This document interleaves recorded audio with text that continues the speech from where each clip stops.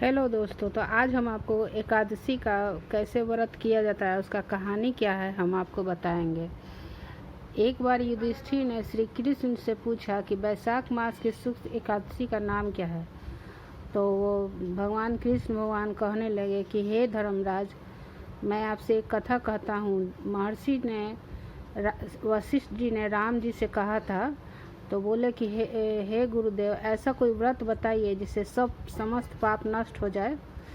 तो महर्षि जी बोले कि हे राम, आपने बहुत सुंदर प्रश्न किया है। तो इस व्रत को करने से सारे पाप नष्ट हो जाते हैं।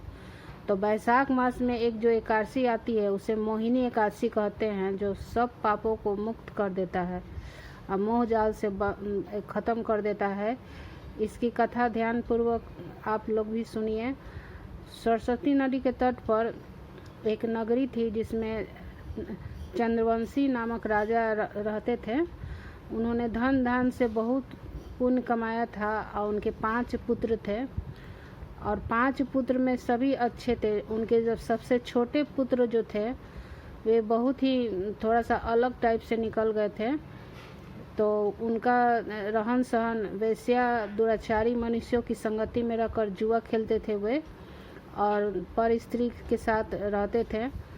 तो एक दिन उनके पिता ने ये सब देख लिया तो अपने घर से निकाल दिया। तो घर से निकलने के बाद वे चले गए जंगल में, जाकर रहने लगे और मारकर वो पशुओं को मारकर खाने लगे।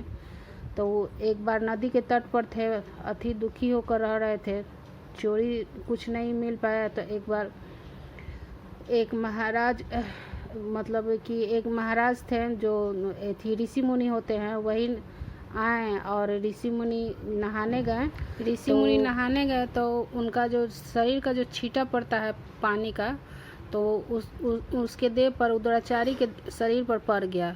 तो उससे उसका बुद्धि ठीक हो गया। तो उसने पूछा कि मैंने बहुत से बहुत पाप किए हैं और ये सब कैसे ठीक होगा। तो वही ऋषि मुनि बताएं कि मोहिनी एकादशी कीजिए तो आपका ये सारे पाप खत्म हो जाएंगे।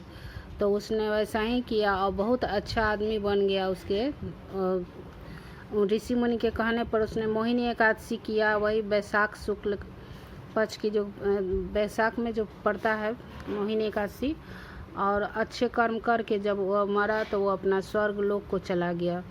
तो यही महात्म है एकादशी का। तो बहुत पुण्य देने वाला एकादशी पर्व है। तो दोस्तों, कैसा लगा बताइएगा। Thank you.